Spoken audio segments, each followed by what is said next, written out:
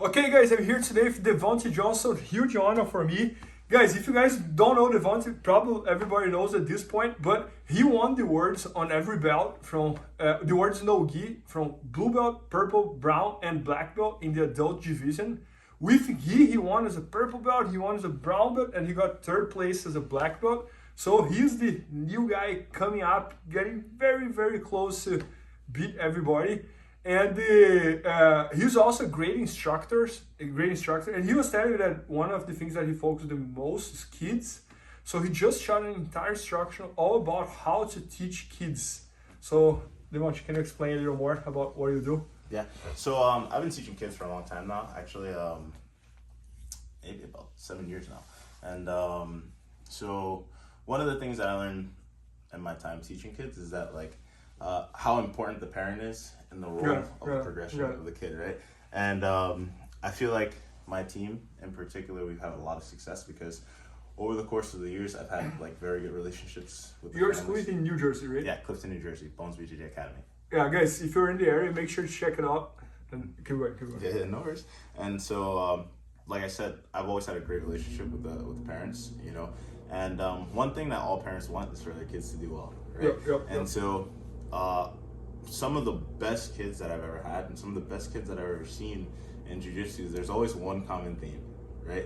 They have one great coach, one motivated kid, and a group or a pair or, one phenomenally dedicated parent, right? And I think it's really nice when parents do jiu-jitsu and they can teach their kid jiu-jitsu and they can help their kid understand jiu-jitsu, but a lot of times the parents don't do jiu-jitsu or they don't do jiu-jitsu at the level that their kids are doing jiu-jitsu, right? So after a while, it can be very difficult for the parent to help the kid progress, right? And it's difficult too. I've learned too that it's hard for the parents to see their kids trying to achieve something, working hard to achieve something, and not having the right tools to help them along the process, right? It's very difficult for them to be like, oh, we're just going to leave it to the coach. You know what I mean? They always want to feel like they have something to offer the kid as well. It's just, I believe it's just a normal thing. I'm not a parent, but I find this to be a normal thing, and I feel like there's very little content out now helping parents understand the dynamic between being an athlete and what they can do to help the kid who is an athlete. It makes complete sense because I think Jiu-Jitsu is growing a lot, and it's becoming more and more and more common that people have mats on the garage. Absolutely. They have mats in the. I had a student, for example, that he had a mat on his kitchen. They would open up the mat in the kitchen area, and the parents would train the kids. So absolutely, I think that's becoming more and more and more common. Of course, during the pandemic, I had so many parents who would do privates with me, for example, on Zoom, and then they have mats, in the kitchen, in the living room, and so forth and so on. And so one thing I wanted to do is to make a video. Specifically catered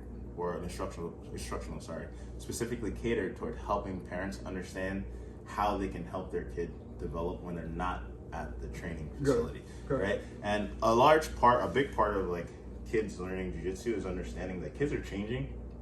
In many cases, every 3 to 6 months. You know what I mean?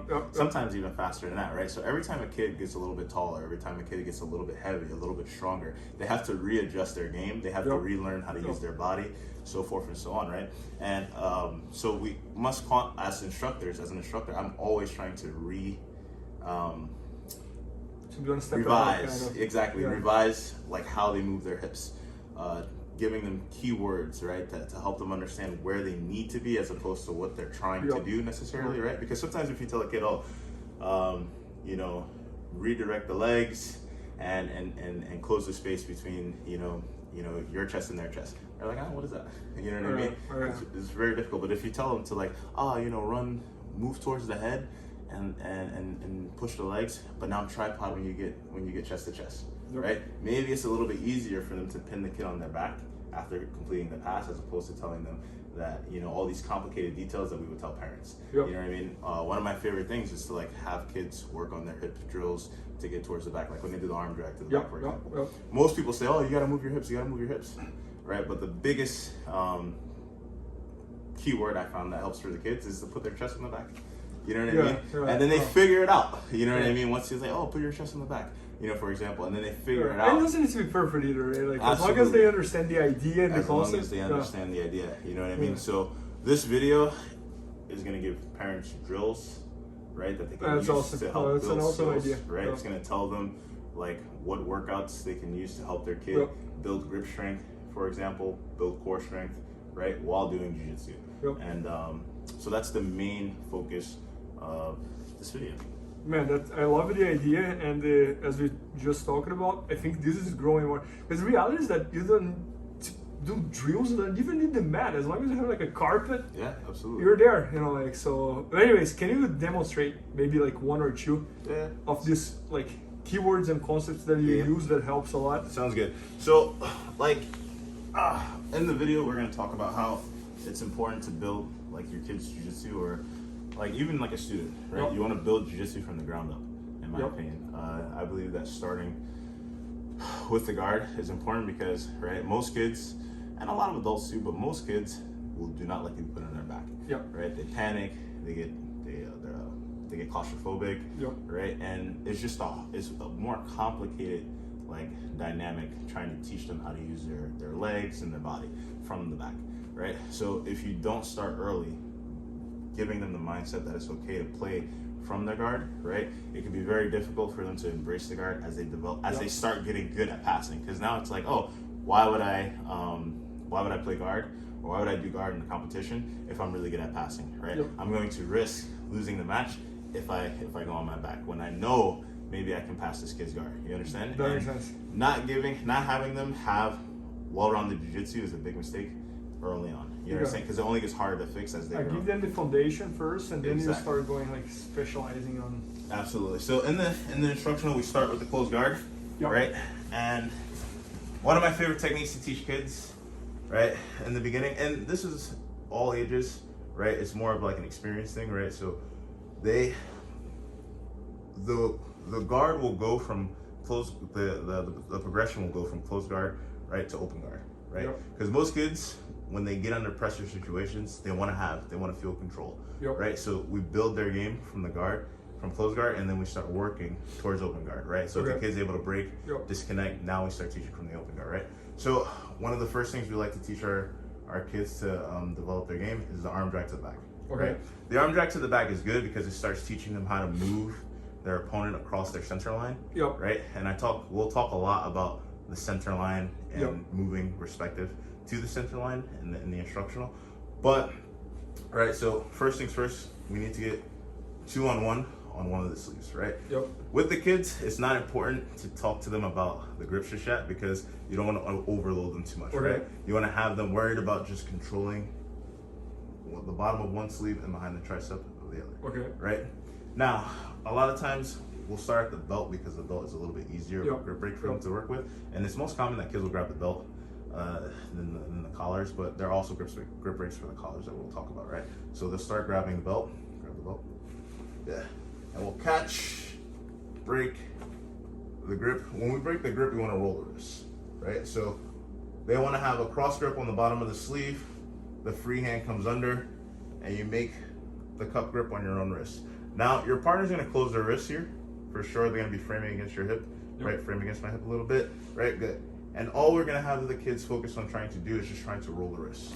Boom. And if they roll the wrist, it's hard for the opponent to keep the grip. Right hand frames away, pushes away, left hand rolls, and now we break the grip, okay? Once we break the grip, we're gonna rotate and start punching this hand towards our head. Our opponent is gonna try to pull the elbow back, and this is gonna be the fight for this elbow, right? So now, once we have this grip, right, our opponent's gonna be giving a little bit of tension at all times to keep this arm back. We're gonna have them pull the elbow across their center line as they move their hips, right, to the outside of the tricep. Okay, and now we're gonna have them bring their knees to their chest so they sit the elbow in this like pocket between their rib cage and their hip bone, right? Now from here, they come up and they hug. Now, when a lot of people show this position, they will teach the kids to grab the lat and to start working their way out to the back.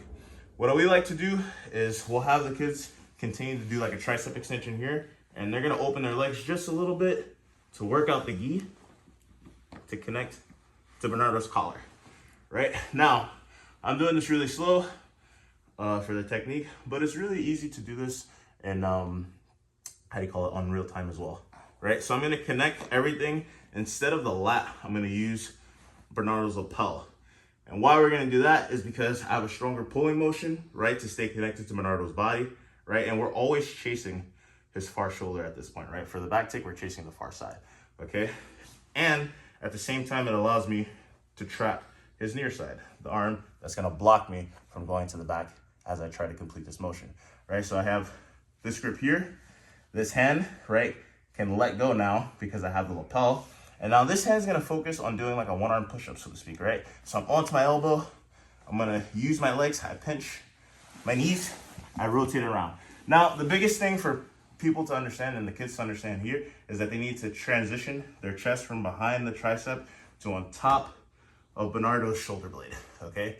Right? And that's gonna allow them to utilize their hips to get around the back, all right? So I swivel the hips, but the main thing is to focus on getting your chest and using your arm to pull yourself on top of Bernardo's back, right? Once they get here, right, they're gonna shorten the near hook.